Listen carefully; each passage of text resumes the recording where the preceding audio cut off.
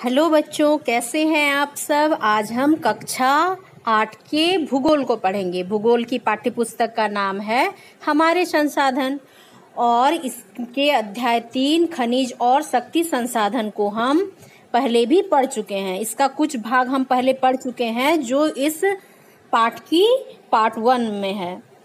मतलब इसका एक वीडियो पहले से ही है, यदि आपने उसे नहीं देखा है तो आप उसे देख लेंगे और उसके बाद इसका पार्ट 2 आज हम पढ़ेंगे, फिर उसको देखेंगे।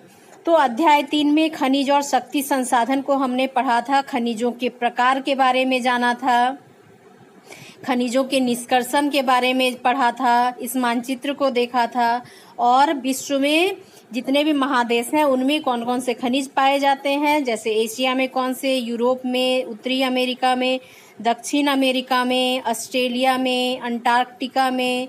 झारखंड के खनिज वितरण के बारे में भी देखा था कि लोहा झारखंड में कहाँ कहाँ मिलता है, बॉक्साइट कहाँ मिलता है, तांबा मैग्नीज कहाँ मिलता है, और उसको झारखंड के मानचित्र में भी देखा था।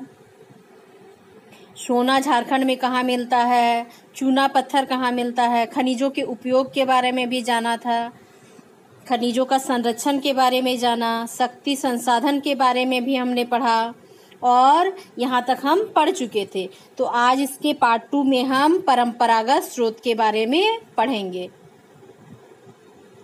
परंपरागत स्रोत लंबे समय से सामान्य उपयोग में लाए जा रहे ऊर्जा के स्रोत ही परंपरागत ऊर्जा के स्रोत हैं। तो ऐसे ऊर्जा के स्रोत, ऊर्जा क्या है जिससे हमें शक्ति मिलती है। जैसे क्या है, भोजन करने से हमको शक्ति मिलती है, भोजन को पकाने के लिए भी शक्ति की आवश्यकता होती है, ऊर्जा की आवश्यकता होती है।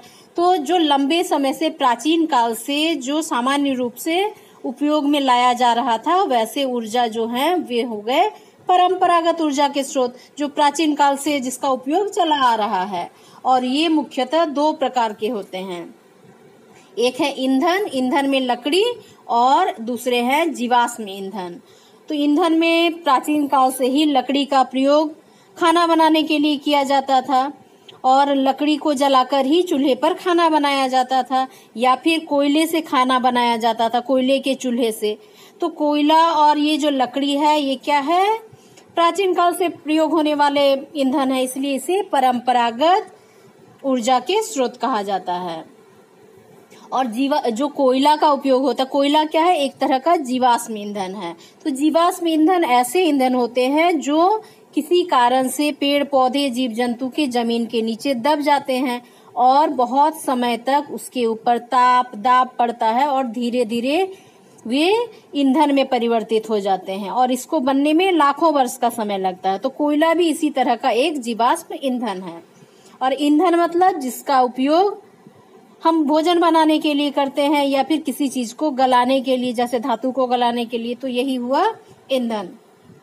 ग्रामीण भारत में 50% से अधिक ऊर्जा की प्राप्ति लकड़ी जलावन से होती है। तो जो इतने भी ग्रामीण क्षेत्र हैं वहाँ जो प्राचीन काल से चला आ रहा है, लकड़ी का उपयोग ईंधन के रूप में, जलावन के रूप में अभी भी उसी का प्रयोग किया जा रहा है। इसका उपयोग खाना पकाने, उष्मा प्राप्त करने तथा व्यापक रूप में होता है। तो इसका प्रयोग खाना बनाने के लिए और बाकी जो है गर्मी के लिए भी इसका उपयोग किया जाता है। ठंडे के समय में घर को गर्म करने के लिए भी लकड़ी का ही प्रयोग किया जाता है। झारखंड के ग्रामीण क्षेत्रों में जंगलों की अधिकता के कारण आज भी लकड़ी का उपयोग घरेलू क्षेत्रों में किया जा रहा है। तो झारखंड क्या है, जंगलों से भरा है। तो जहाँ जंगल है उसके आसपास के जो गांव हैं वे लोग अभी भी खाना पकाने के लिए लकड़ी का ही प्रयोग करते हैं। जीवाश्म ईंधन जैसे कोयला, पेट्रोलियम, प्राकृतिक गैस परंपरागत ऊर्जा के प्रधान स्रोत हैं। तो कोयला जैसे जीवाश्म ईंधन है, वैसे ही पेट्रोलियम और प्राकृतिक गैस भी परंपरागत ऊर्जा के स्रोत हैं और ये भी जीवाश्म ईंधन है और ये भी जमीन के नीचे जीव जंतुओं के दब जाने से परिवर्तित होकर बनता है। जैसे कोयला ठोस हो जाता है, लेकिन जो पेट्रोलियम होता है वो तरल अवस्था में रह जाता है चट्टानों के बीच में, और जो प्राकृतिक गैस है वो गैसीय रूप में प्राप्त होता है। पौधे और जानवरों के अवशेष जो लाखों वर्ष तक पृथ्वी के अंदर दबे रहे ताप और दाब के प्रभाव से जीवाश्म ईंधन में परिवर्तित हो गए। तो जो अवशेष पृथ्वी के नीचे दब गए किसी कारण से, चाहे वो पेड़ पौधे हो, जीव जंतु हो, कोई जानवर हो, तो ये सब क्या है, पृथ्वी के नीचे दब गए और ताप और दाब के कारण ये जीवाश्म ईंधन बन गए। इन खनिजों का भंडार सीमित है। विश्व की बढ़ती जनसंख्या जिस दर से इसका उपयोग कर रही है उस दर से निर्माण नहीं हो रहा है, इसलिए ये शीघ्र समाप्त होने वाले खनिज हैं। तो ये जो जितने जीवाश्म ईंधन है इसको बनने में लाखों वर्ष का समय लग रहा है और इसकी जो मात्रा है क्या है, सीमित है। लेकिन जो हमारे विश्व में जो जनसंख्या वृद्धि हो रही है उससे क्या हो रहा है, खनिज का ये जो जीवाश्म ईंधन है इसका उपयोग भी बढ़ रहा है, और लेकिन जिस दर से उपयोग में वृद्धि हो रही है उस दर से इसका निर्माण नहीं हो रहा है। इसलिए ऐसा भी समय हो सकता है कि जब ये सारे जीवाश्म ईंधन समाप्त हो जाएं। अब देखिए कोयला और एवं खनिज तेल का वितरण यहाँ दिखाया गया है। तो कोयला को ये नाव के आकार में दिखाया गया है, ठीक है, इस तरह से दिखाया गया है नाव के आकार में, और जो खनिज तेल है उसको त्रिभुज और बीच में एक गोल चिन्ह करके दिखाया गया है। ये है खनिज तेल और ये है कोयला। तो कोयला देखिए यहाँ उत्तरी अमेरिका, ये क्या है, महादेश का चित्र है, सारे महादेश का। ये हो गया भारत है, ये एशिया हो गया, ये हो गया यूरोप, ये अफ्रीका, ये ऑस्ट्रेलिया, ये उत्तरी अमेरिका और ये हो गया दक्षिणी अमेरिका। तो आप एटलस को देखेंगे और ये महादेशों को पहचानना सीखेंगे। तो देखिए जैसे यहाँ पे ऑस्ट्रेलिया में दिख रहा है कोयला का, यहाँ अफ्रीका में देखिए यहाँ दिख रहा है, 3 जगह दिख रहा है ना। अफ्रीका में खनिज तेल भी दिख रहे हैं। ये देखिए त्रिभुज जो आकृति दिख रही है ये खनिज तेल की है। और यहाँ देखिए एशिया में, भारत में ही कोयला का दिख रहा है, यहाँ खनिज तेल भी दिख रहे हैं। और इधर एशिया में चीन में यहाँ देखिए ये क्या है, कोयला, ठीक है। और इधर यूरोप में देखिए खनिज तेल कोयला दोनों दिख रहे हैं। अब यहाँ देखिए उत्तरी अमेरिका में ये देखिए कोयला भी है और खनिज तेल भी, जो त्रिभुज से दिख रहा है ये है खनिज तेल और ये हो गया कोयला और यहाँ खनिज तेल, मतलब दोनों मिला हुआ पूरे विश्व में ही मिलता है। लेकिन यहाँ ऑस्ट्रेलिया में देखिए, ऑस्ट्रेलिया महादेश में सिर्फ कोयला दिख रहा है, खनिज तेल नहीं दिख रहा है। तो इस तरह से पूरे विश्व में कोयला और खनिज तेल का वितरण यहाँ दिखाया गया है। कोयले को उद्योगों की जननी कहा जाता है। 5 दशक पूर्व विश्व के कुल औद्योगिक ऊर्जा का 90% कोयला से प्राप्त होता था। और कोयला को क्या कहा जाता है, उद्योग की जननी, क्योंकि बिना कोयले का कोई भी उद्योग स्थापित नहीं हो सकता, क्योंकि जो उद्योग होते हैं उसमें ताप के लिए, ऊर्जा के लिए कोयला आवश्यक है। तो 5 दशक के पूर्व विश्व के कुल जितने औद्योगिक संस्थान थे उसमें 90% कोयला से ही प्राप्त होता था। जो औद्योगिक ऊर्जा का जरूरत होता है, कोई भी उद्योग लगेगा तो उसमें धातुओं को पिघलाना हो या फिर बाकी प्रक्रिया हो, मशीनों को चलाना हो, उसके लिए कोयले की आवश्यकता होती है। तो 5 दशक के पहले 90% ऊर्जा का स्रोत होता था कोयला। वर्तमान समय में भी 40% औद्योगिक शक्ति कोयला से प्राप्त होती। पहले कोयला पर बहुत ज्यादा निर्भर थे, 90% औद्योगिक ऊर्जा निर्भर था, लेकिन अभी ये धीरे धीरे घटकर 40% हुआ है, क्योंकि बाकी और भी ऊर्जा के साधनों का खोज हो चुका है, ऊर्जा संसाधनों का खोज हो चुका है। कोयला अवसादी चट्टानों में पाए जाने वाला ठोस आकार विहीन भूरे रंग का पदार्थ है, जिसकी उत्पत्ति करोड़ों वर्ष पूर्व वन क्षेत्रों के दबने एवं कार्बनीकरण प्रक्रिया के द्वारा हुआ है। तो कोयला क्या है, अवसादी चट्टान के बारे में पढ़े हैं आप। तो अवसादी चट्टानों के बीच पाए जाने वाला एक ठोस आकार का होता है। आप में से ज्यादातर बच्चे देखे होंगे कोयला कैसा होता है, धूसर काले रंग का या भूरे रंग का होता है और इसका कोई आकार नहीं होता, इसको तोड़ा जाता है, बड़े बड़े चट्टानों के रूप में मिलता है और इसको बनने में करोड़ों वर्ष का समय लगता है। करोड़ों वर्ष पहले किसी क्षेत्र में यदि कोई पेड़ पौधे या फिर कोई जीव जंतु दब गए हैं, वन क्षेत्र दब गया है, कोई जंगल था और उसके ऊपर किसी कारण से भूस्खलन हो गया या फिर और भी बहुत सारे कारणों से यदि वो नीचे दब गए हैं, तो वे दब जाने के कारण उसका कार्बनीकरण हो गया है और इसी प्रक्रिया में ही कोयला का निर्माण हुआ है। कार्बन के मात्रा के आधार पर कोयला 4 प्रकार के होते हैं। तो कोयले में क्या होता है, कार्बन पाया जाता है और इसी कार्बन की मात्रा अधिक कम के अनुसार इसको 4 भागों में बांटा जाता है। पहला होता है एंथ्रासाइड, ये कोयले के प्रकार हैं। कोयला सब जानते हैं। बिटुमिनस, ठीक है, दूसरा है बिटुमिनस, तीसरा है लिग्नाइट और चौथा है पीट। तो 4 तरह के कोयला हैं, एंथ्रासाइड, बिटुमिनस, लिग्नाइट और पीट। जो एंथ्रासाइड है वो उच्च कोटि का कोयला होता है, इसमें कार्बन की मात्रा सबसे ज्यादा पाई जाती है। जो एंथ्रासाइड है सबसे उच्च कोटि का होता है, और उसके बाद बिटुमिनस, फिर लिग्नाइट और फिर पीट। कोयले की मात्रा के अनुसार इसका क्वालिटी निर्धारित होता है। विश्व में अग्रणी कोयला उत्पादक देशों में चीन, संयुक्त राज्य अमेरिका, भारत, दक्षिण अफ्रीका, ऑस्ट्रेलिया, रूस, जर्मनी है। तो जो कोयला उत्पादक देश हैं उनमें चीन का नाम आता है, भारत का भी नाम आता है, संयुक्त राज्य अमेरिका, दक्षिण अफ्रीका, ऑस्ट्रेलिया, रूस, जर्मनी, ये सारे देश भी कोयला उत्पादन में बहुत आगे हैं। भारत में कुल कोयला का 98% गोंडवाना कोयला पाया जाता है। तो भारत में जो क्वालिटी है कोयला का उसको कहते हैं गोंडवाना कोयला। कोयला उत्पादन क्षेत्र पश्चिम बंगाल में रानीगंज, झारखंड में झरिया, धनबाद, बोकारो, हजारीबाग, चतरा, गिरिडीह प्रमुख हैं। तो कोयला उत्पादक जो क्षेत्र हैं भारत में वे हैं पश्चिम बंगाल में रानीगंज है, झारखंड में बहुत सारे क्षेत्र हैं जैसे झरिया, धनबाद, बोकारो, हजारीबाग, चतरा, गिरिडीह, ये सब कोयला उत्पादक क्षेत्र हैं जहां से कोयला प्राप्त किया जाता है। तमिलनाडु के न्यूबेली में लिग्नाइट किस्म का कोयला पाया जाता है, और जो तमिलनाडु है वहाँ न्यूबेली एक जगह है जहाँ पर लिग्नाइट कोयला पाया जाता है, वो तीसरे नंबर पर आता है क्वालिटी के अनुसार। झारखंड में कोयला बहुत ज्यादा मात्रा में पाया जाता है। झारखंड भारत का छत्तीसगढ़ के बाद दूसरा बड़ा कोयला उत्पादक राज्य है। तो भारत का छत्तीसगढ़ सबसे ज्यादा है कोयला उत्पादन में, और उसके बाद झारखंड आता है, ठीक है। झारखंड क्या है, दूसरे नंबर पर है। यहाँ बिटुमिनस किस्म का कोयला दामोदर नदी घाटी में संचित है, और जो झारखंड में कोयला मिलता है गोंडवाना टाइप का है, बिटुमिनस किस्म का है। कोयला का प्रमुख उत्पादक जिला धनबाद, बोकारो, रामगढ़, हजारीबाग, लातेहार और पलामू है। तो इससे पहले भी आपने जाना कि धनबाद में, बोकारो में, रामगढ़, हजारीबाग, लातेहार, पलामू में कोयला बहुत ज्यादा मात्रा में पाया जाता है। प्रमुख खनन केंद्र जहाँ पे खुदाई किया जाता कोयला का वैसे हैं झरिया, उत्तरी कर्णपुरा, दक्षिणी कर्णपुरा, बोकारो, हुंटार आदि हैं। झारखंड में पहली बार कोयला का उत्खनन 1894 ईस्वी में झरिया में प्रारंभ हुआ था।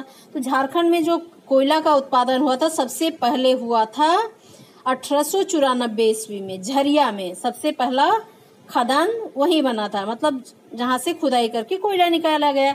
इसके पूर्व ही 1774 ईस्वी में भारत में पहली बार कोयला का उत्खनन रानीगंज में प्रारंभ हुआ, और झारखंड से भी पहले 1774 में पश्चिम बंगाल के रानीगंज में भारत का पहला कोयला खदान शुरू हुआ। हमारे राज्य में कोयला खनन केंद्रों में भूस्खलन तथा आग लगने की घटना हमेशा घटित होती रहती है। झारखंड में जो कोयला क्षेत्र है वहाँ बहुत समय खदान क्या होते हैं, बहुत ज्यादा गहरा खुदाई किया जाता है, जिसके कारण भूस्खलन का डर रहता है, और कभी कभी कोयला जो खदान है उसमें भी आग लग जाता है। झरिया कोयला क्षेत्र में 1916 ईस्वी से ही आग लगी हुई है। तो झरिया जो कोयला उत्पादन क्षेत्र है वहाँ 1916 से ही जमीन के अंदर आग लग गई है कोयले में, जिस पर आज तक काबू नहीं पाया गया, और वो लगातार जलता ही जा रहा है उस समय के बाद से, और उसमें से धुआं निकलता ही रहता लगातार, और उसको अभी तक बुझाया नहीं जा सका है। भूस्खलन के कारण राज्य में अनेक घटनाएं घटने से अनेक लोगों की मृत्यु हो चुकी है, और इसी खदान के कारण भूस्खलन होता है और जिससे बहुत सारे लोगों की मृत्यु भी हो चुकी है। जैसे 2016 में ललमटिया तथा 2006 में भाडी खनन केंद्रों में सैकड़ों लोगों की मृत्यु खनन दुर्घटना में हो चुकी है। तो खनन के लिए बहुत खुदाई किया जाता है, कहीं कहीं क्या होता है मिट्टी ढीली पड़ जाती है और उससे क्या होता है भूस्खलन हो जाता है, और कभी कभी भूधसान हो जाता है और जिसके कारण क्या होता है, बहुत सारे लोगों की मृत्यु हो गई। तो ऐसा 2016 में और 2006 में कुछ घटना देखने को मिला था। पेट्रोलियम, अब है कोयला के बाद पेट्रोलियम। तो पेट्रोलियम भी कोयला के तरह ही जीवाश्म ईंधन है। पेट्रोलियम ऊर्जा के समस्त स्रोतों में सर्वाधिक महत्वपूर्ण संसाधन है। यह कोयला की अपेक्षा अधिक ऊर्जा देने वाला एवं हल्का पदार्थ है। और ये क्या है, कोयला से जितना हमको ऊर्जा प्राप्त होता है उससे अधिक ताप इससे प्राप्त होता है। और ये क्या है, हल्का पदार्थ है। आधुनिक युग में कोई भी राष्ट्र पेट्रोलियम के बिना अपने अस्तित्व को कायम नहीं रख सकता। तो कोई भी देश विकास तभी कर सकता है जब उसके पास पेट्रोलियम उपलब्ध हो। और ये क्या है, अर्थव्यवस्था को बनाए रखने की एक साधन है। इसको रीढ़ की जो हड्डी है अर्थव्यवस्था की, उसको ये कोयला और पेट्रोलियम बनाए रखते हैं। बिना इसके उद्योग नहीं चल सकते हैं और औद्योगिक विकास भी नहीं हो सकता। पेट्रोलियम अवसादी शैलों के छिद्रों से प्राप्त होता है। जिस तरह से कोयला अवसादी चट्टानों से प्राप्त होता है, उसी तरह से जो पेट्रोलियम है वो भी अवसादी चट्टानों में छेद करके निकाला जाता है। ये शैलों की परत के मध्य पाया जाता है और जो पत्थर के चट्टानों का लेयर बन जाता है उसी के बीच में ये पेट्रोलियम प्राप्त होता है। इसका वेधन अपतटीय मतलब समुद्री क्षेत्र एवं स्थल पर स्थित तेल खनन केंद्रों में किया जाता है। तो इसको क्या किया जाता है, वेधन के द्वारा। मतलब वेधन मतलब क्या, किसी चीज को छेद करके वहां अंदर पाइप डालकर उसको निकालना। तो जो वेधन है वो समुद्र क्षेत्र में भी पाया जाता है। कभी कभी क्या होता है, जो समुद्र के अंदर भी जो ये कुआं बनाया जाता है पाइपलाइन डालकर और उससे पेट्रोलियम को निकाला जाता है। और कभी कभी स्थल भागों में भी खनन के द्वारा निकाला जाता है। कुछ केंद्र स्थल भाग में भी है और कुछ समुद्र के अंदर भी हैं। इसके पश्चात इसे परिष्करणशाला भेज दिया जाता है। तो ये क्या पूरा शुद्ध रूप में नहीं होता, इसको शुद्ध किया जाता है, उसको साफ किया जाता है। जहां अपरिष्कृत पेट्रोलियम के विभिन्न उत्पाद जैसे डीजल, पेट्रोल, मिट्टी का तेल, मोम, प्लास्टिक और स्नेहक तैयार किया जाता है। तो जो पेट्रोलियम प्राकृतिक रूप से निकाला जाता है उसमें पेट्रोल मिला रहता है, डीजल, मिट्टी का तेल रहता है, मोम, प्लास्टिक और जो ग्रीस होता है स्नेहक वो रहता है। तो उससे वो सारे चीज अलग करके सबको अलग अलग से परिष्कृत करके बनाया जाता है, क्योंकि ये सारे चीज हमारे लिए बहुत उपयोगी है, अलग अलग कामों में इसका उपयोग होता है। पेट्रोलियम और इससे बने उत्पादों को काला सोना कहा जाता है, क्योंकि ये बहुत बहुमूल्य होते हैं। तो जो डीजल, पेट्रोलियम होते हैं, मिट्टी का तेल, मोम, ये सब क्या है, बहुत कीमती होते हैं, इसका कीमत काफी होता है। इसलिए पेट्रोलियम और इसके जो बने उत्पाद होते हैं, इससे जो और चीज प्राप्त होते हैं उसको काला सोना कहते हैं। ये पॉइंट इंपॉर्टेंट है, इसको नोट कर लेंगे। पेट्रोलियम के मुख्य उत्पादक देश सऊदी अरब, ईरान, इराक, कुवैत, कतर, संयुक्त राज्य अमेरिका, रूस, नाइजीरिया, लीबिया, इंडोनेशिया, वेनेजुएला आदि हैं। ये पेट्रोलियम के प्रमुख उत्पादक देश हैं।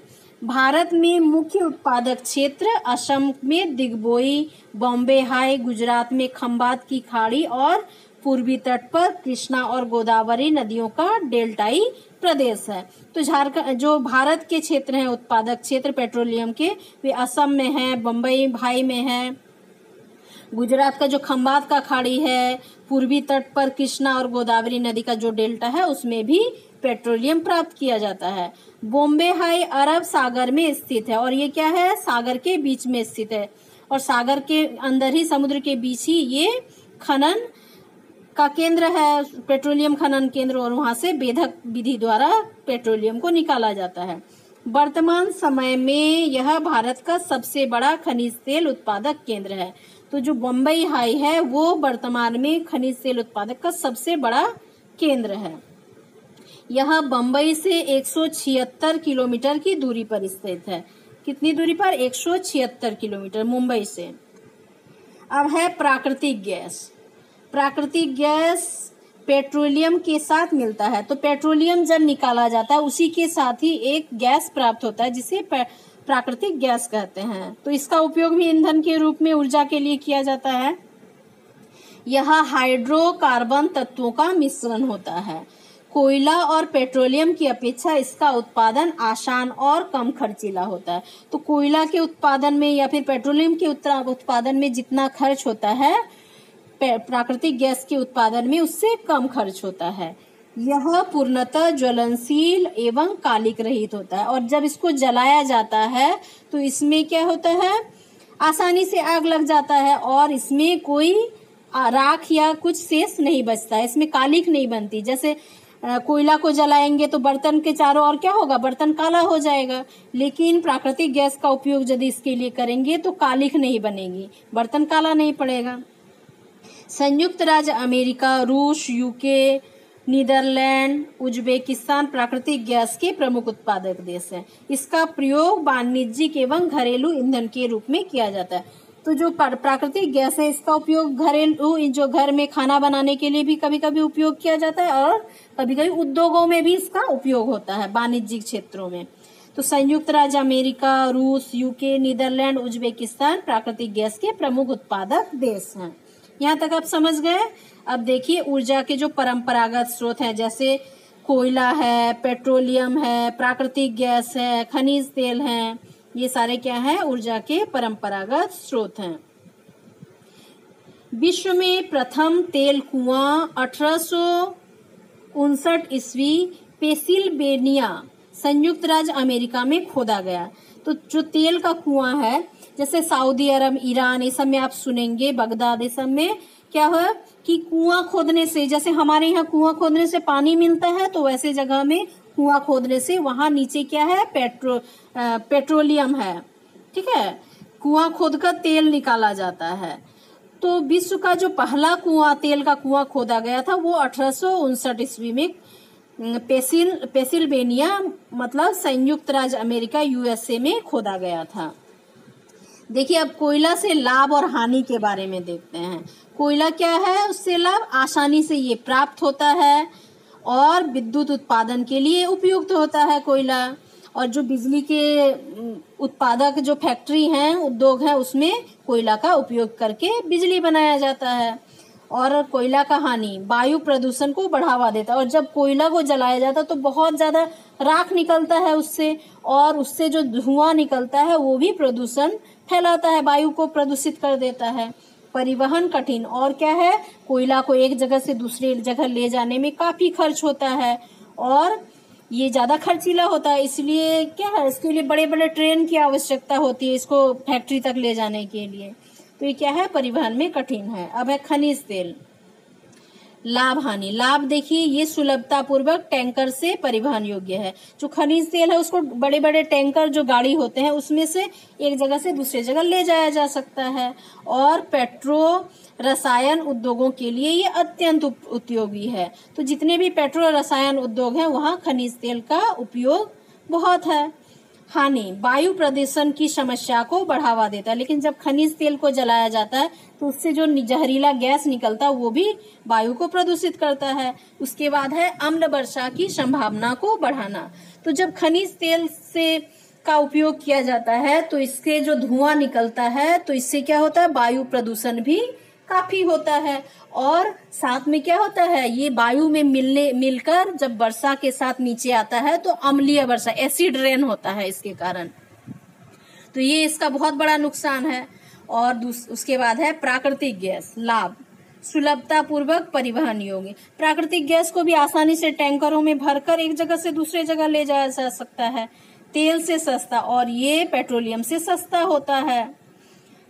तेल एवं कोयले से ज्यादा साफ ऊर्जा का स्रोत है। और ये क्या है, साफ सुथरा ऊर्जा का स्रोत है, इसमें कोई अवशेष नहीं बचता, राख नहीं बचता, इसलिए ये क्या है, ज्यादा साफ ऊर्जा है कोयला और पेट्रोलियम के अपेक्षा। हानि, वायु प्रदूषण को बढ़ावा देता है। इससे भी क्या है, जहरीली गैस, इसको जलाने से भी जहरीली गैस निकलता है जिससे वायु प्रदूषण बढ़ता है। और अम्ल वर्षा भी, इसका जो जलने के बाद जो जहरीला गैस निकलता है वो वायु में फैल जाता है और वर्षा के पानी के साथ नीचे आ जाता है और जो अम्लीय वर्षा कराता है। अब क्या है, जल विद्युत। लाभ और हानि। जल विद्युत से क्या लाभ है कि ये प्रदूषण रहित है, इससे कोई प्रदूषण नहीं होता, क्योंकि पानी आता है, पानी से टरबाइन घूमता है और उससे जुड़ा जनरेटर चलता है और बिजली उत्पादन होता है। इसमें कोयला या तेल जलाने की आवश्यकता नहीं होती, आसानी से उपलब्ध। और जो नदियों का पानी है वो हर जगह आसानी से उपलब्ध हो जाता है, सस्ता। और ये क्या है, पेट्रोलियम और कोयले से सस्ता होता है, जिससे हमारे घरों में बिजली का बल्ब जलता, पंखा चलता है, इसी जल विद्युत से ही चलता है। सिंचाई एवं मत्स्य उद्योग को बढ़ावा। और इससे क्या होता है, जो जल विद्युत उत्पादन करने के लिए बांध बनाया जाता है, जिससे मत्स्य उद्योग को बढ़ावा मिलता है। और जो वहां से बांध बनाने के बाद नहर निकाला जाता है, कैनल निकाला जाता है, उससे सिंचाई भी हो सकता है। तो इस तरह से जल विद्युत उत्पादन के लिए बांध बनाने के कारण, डैम बनाने से क्या होता है, सिंचाई उद्योग और मछली पालन भी को भी बढ़ावा मिलता है। हानि, स्थापित करना खर्चीला होता है, लेकिन पहली बार जब डैम को बनाया जाता है, बांध को बनाया जाता है, तो ये काफी खर्चीला होता है। लेकिन एक बार बन जाने से तो रह जाता है। इलाके में पानी का जमाव का खतरा। और डैम बनाने से क्या होता है, उसको घेर दिया जाता है, गेट बना दिया जाता है नदियों के रास्ते के बीच में, तो पानी को जमा करके रख दिया जाता है। और यदि ज्यादा बारिश हुई तो क्या होगा, आसपास का जो जगह है वो भी पानी के ज्यादा बहाव से डूब सकता है। स्थानीय लोगों का विस्थापन। और बहुत समय क्या है, और बांध बनाने के कारण पानी ज्यादा भर जाता है, जब ज्यादा बारिश होता है या फिर अचानक से पानी छोड़ दिया जाता है, तो क्या होता है, आसपास के जो रहने वाले लोग हैं उनको अपना घर छोड़कर दूसरे जगह जाना पड़ता है। भारत में प्रथम तेल कुआं 1890 ईस्वी में असम के दिग्बोई में, यूएसए में पहले खोदा गया था, लेकिन भारत में जो पहला तेल कुआं था वो 1890 ईस्वी में असम के दिग्बोई में खोदा गया था। ठीक है, अब देखिए, जैसे बहुत सारे डैम देखे होंगे आप अपने आसपास, जैसे माइथन डैम, पांचेत डैम, ये तिलैया डैम, पन बिजली का उत्पादन। ये जो तिलैया डैम को दिखाया जा रहा है, ठीक है, तो यहाँ क्या है, देखिए ये बांध बना दिया गया, सीमेंट से इसको घेर दिया गया और उसके बीच में गेट बना देंगे। जैसे यहाँ गेट दिख रहा है ना, उसके बाद पानी को धीरे धीरे छोड़ा जाता है, तो जितनी आवश्यकता है उतने ही पानी को छोड़ा जाता है। और उसके नीचे क्या है, टरबाइन लगा रहता है, जिसमें प्लेट लगे रहते हैं इस तरह से। और जब पानी छोड़ा जाता है ऊपर से, तो वो टरबाइन घूमता है, और टरबाइन से जुड़ा जो एक कुंडली ये रहता है, जनरेटर लगा रहता है, उसमें क्या होता है, कपर का वायर, तांबे का तार लगा रहता है। जब वो कुंडली तेजी से घूमता है टरबाइन के घूमने के कारण, तो उससे बिजली उत्पादन होता है। तो देखिए यहाँ तिलैया डैम दिखाया गया। और ये सारे जगह क्या है, पर्यटन के भी केंद्र होते हैं, काफी लोग पिकनिक मनाने घूमने आते हैं, उससे भी सरकार को फायदा होता है। और उससे क्या है, ये जो गेट बनाए हुए हैं, सब में पानी जितनी आवश्यकता है उतनी छोड़ी जाते हैं। और यहाँ पन बिजली के उत्पादन, देखिए यहाँ पे क्या है, लाइन से गेट बनाया है और ऊपर नदी है, और यहाँ से पानी को धीरे धीरे छोड़ा जा रहा है, और नीचे टरबाइन लगा रहता है, और जितनी आवश्यकता है उतना पानी रखकर बाकी को छोड़ा जाता है। तो ये सारे और भी बहुत सारे, आपके आसपास भी बहुत सारे डैम होंगे, जहां आप जरूर जाकर देखिएगा कि किस तरह से बिजली का उत्पादन होता है। भारत में राजस्थान के जैसलमेर एवं बाड़मेरा, आंध्र प्रदेश में कृष्णा गोदावरी बेसिन, गुजरात के खंबात की खाड़ी, त्रिपुरा और मुंबई में अपतटीय क्षेत्रों में प्राकृतिक गैसों के भंडार पाए गए हैं। ठीक है, तो प्राकृतिक जो गैस है उसके भी भंडार प्राप्त हैं। भारत में इसका उपयोग मुख्य रूप से घरेलू इंजन एवं विद्युत उत्पादन के लिए किया जाता है। जो प्राकृतिक गैस है उसका उपयोग घरेलू इंजन के लिए भी किया जाता है या फिर विद्युत के उत्पादन के लिए भी किया जाता है। वर्तमान समय में जीवाश्म ईंधन के उपयोग की तीव्र वृद्धि दर से उसे सीमित कगार, समाप्ति के कगार पर पहुंचा दिया है। और क्या है, वर्तमान समय में जो तीव्र गति से जनसंख्या वृद्धि हो रही है, जिसके कारण क्या है, इन ईंधनों का जो उपयोग है वो भी तेजी से बढ़ रहा है, और जिसके कारण ये जो ईंधन है उसकी भविष्य में कमी हो सकती है। इन ईंधनों के जलने से विषैले प्रदूषण भी चिंता के विषय है। और जो जीवाश्म ईंधन है उसको जब जलाया जाता है तो उससे क्या है, बहुत ज्यादा वायु प्रदूषण हो सकता है, भूमि प्रदूषण हो सकता है, इससे प्रदूषण का भी बहुत ज्यादा खतरा है। यह जरूरी है कि हमारा ध्यान ऊर्जा के विभिन्न गैर परंपरागत स्रोतों के दोहन की ओर बढ़ाया जाए, जो जीवाश्म ईंधन से स्वच्छतर विकल्प हैं। तो इसी कारण से कि जो परंपरागत स्रोत हैं, जीवाश्म ईंधन है, उसका क्या है, जो भंडार है सीमित है, और साथ ही ये प्रदूषण भी फैलाते हैं। इसलिए जो ऊर्जा के गैर परंपरागत स्रोत हैं वे इतना ज्यादा प्रदूषण नहीं करते हैं, और ये क्या है, इनकी जो मात्रा है असीमित है। इसलिए ऐसे जो विकल्प है उसकी उपयोग करना आवश्यक है, उसके उपयोग को बढ़ावा देना भी आवश्यक है। देखिए, जल विद्युत। झारखंड में जल विद्युत उत्पादन का प्रारंभ दामोदर नदी घाटी निगम डीवीसी, आप इसका नाम सुने होंगे, परियोजना की स्थापना हुई थी।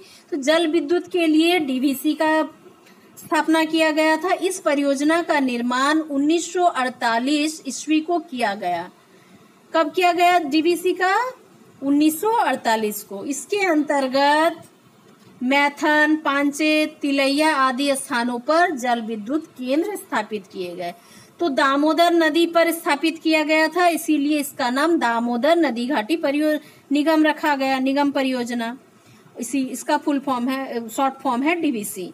तो इसके तहत 1948 के बाद मैथन में, पांचेत में, तिलैया में, झारखंड में जल विद्युत केंद्र स्थापित किए गए। इसके अतिरिक्त राज्य में स्वर्णरेखा नदी पर स्वर्णरेखा परियोजना, उत्तरी कोयल परियोजना से भी जल विद्युत, कोयल नदी पर उत्तरी कोयल परियोजना से भी जल विद्युत उत्पादन किया जाता है। तो जल विद्युत उत्पादन के ये प्रमुख केंद्र है मैथन, पांचेत, तिलैया, स्वर्णरेखा परियोजना, उत्तरी कोयला परियोजना। ठीक है, तो ये सारे आप समझ गए। अब है जल विद्युत वर्तमान समय में ऊर्जा का एक महत्वपूर्ण स्रोत है। बहती हुई जल की गति से विद्युत उत्पादन की जा सकती है। इस प्रक्रिया में टरबाइन में घूमते हुए ब्लेड जनरेटर को विद्युत के लिए घुमाते हैं। इस प्रकार उत्पन्न ऊर्जा जल विद्युत कहलाता है। तो जल विद्युत क्या है? जब जल विद्युत क्या है, वर्तमान समय में ऊर्जा का एक महत्वपूर्ण स्रोत है। तो जो नदी बहते हुए आ रही है उसके बीच में क्या बना दिया जा रहा है? ये डैम बना दिया गया है, बांध या डैम, हिंदी में बांध कहते हैं, इंग्लिश में डैम कहते हैं। तो बहती हुई नदी के बीच में डैम बनाकर उसको घेर दिया गया और उसमें गेट बना दिए गए, और बहता हुआ जो जल है उसकी गति से विद्युत ऊर्जा उत्पन्न की जाती है। और इस प्रक्रिया में क्या होता है, टरबाइन में घूमते हुए जो ब्लेड है वो जनरेटर से को विद्युत के लिए घुमाते हैं, और इस प्रकार उत्पन्न जो ऊर्जा होता है उसका जल विद्युत कहते हैं। क्या कहता है? पानी को ऊंचाई से गिराया जाता है, नदी के पानी को बांध बनाकर रोक दिया जाता है और ऊंचाई से पानी को नीचे गिराया जाता है। और नीचे क्या लगा रहता है? कुछ टरबाइन लगे रहते हैं, जिसमें अपना जैसे पंखा में ब्लेड लगे हैं ना, वैसे ही टरबाइन में ब्लेड लगे रहते हैं। और जब ऊपर से पानी गिरता है तो पानी के गिरने के कारण ब्लेड घूमते हैं, और जितना तेजी से पानी नीचे गिरेगा उतनी तेजी से टरबाइन घूमेगा, और उससे जुड़ा जो जनरेटर है वो भी घूमेगा, और जैसे ही जनरेटर घूमेगा उससे विद्युत उत्पादन होगा, और फिर इस विद्युत को सभी जगह भेज दिया जाएगा। जैसे हमारे घरों में भी जो बिजली चलती है वो भी जल विद्युत से ही प्राप्त होती है। विद्युत उत्पन्न करने के बाद जो जल बचता है उसका उपयोग कृषि में किया जाता है। और बिजली तो उत्पन्न हुई उससे टरबाइन घुमाने के बाद, लेकिन वो क्या है, बाकी जो बहकर आगे गई उसका उपयोग हम क्या कर सकते हैं? मत्स्य पालन में किया जाता है, और वैसे जगहों से नहर निकाला जाता है, या फिर कैनल कहते हैं, तो कैनल निकाला जाता है, नहर निकाला जाता है, उसमें मछली पाला जाता है, सिंचाई के लिए उपयोग किया जाता है। विश्व की कुल ऊर्जा का 1/4 हिस्सा जल विद्युत से उत्पन्न होता है। तो जितने वर्ल्ड है उसमें से 1/4 जो हिस्सा में जितना ऊर्जा का खपत है उसका 1/4 हिस्सा विद्युत ऊर्जा से प्राप्त होता है। किसके विद्युत ऊर्जा से? जल विद्युत ऊर्जा से। विश्व में जल विद्युत के अग्रणी उत्पादक देश हैं। जल विद्युत उत्पादन में जो सबसे आगे देश है वे है चीन है, कनाडा, यूएसए, भारत, जापान और नॉर्वे हैं। विश्व का प्रथम जल विद्युत केंद्र 1878 ईस्वी में ब्रिटेन में स्थापित किया गया था। जो सबसे पहला जल विद्युत केंद्र था वो ब्रिटेन में 1878 में स्थापित किया गया था। विश्व की जल विद्युत की सर्वाधिक स्थापित क्षमता चीन में है। या सबसे ज्यादा क्या है क्षमता चीन को है जल विद्युत उत्पादन करने का। भारत का स्थान विश्व में 7वां है, भारत का स्थान 7 नंबर पर है। भारत में प्रथम जल विद्युत केंद्र कर्नाटक में सरवती नदी पर स्थापित किया गया था।